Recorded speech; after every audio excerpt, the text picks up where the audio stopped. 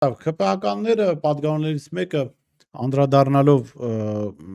շաբաթներ առաջ Եզրա Սրբազանին Պուտինի կողմից պարգևատրման փաստին ասաց դե որ պարգևատրում են, ուրեմն իրենց գործակալն է, ուրեմն ճիշտ էին այն տեղեկությունները, ըստ որոնց Եզրա Սրբազանը իբրև թե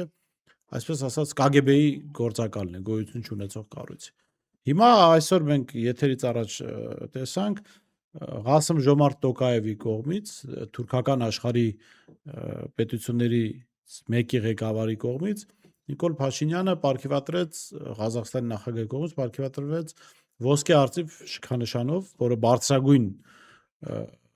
մեդալն է, բարձրագույն պարգևն է ղազախական, որը տրվում է օտարերկրացիներին։ Եվ դա տրվում է հետևյալ հիմնավորմամբ, իրենց այդ մեդալի հիմնավորումը հետևյալն է. Ղազախստանին անգնահատելի ծառայություններ մատուցելու համար։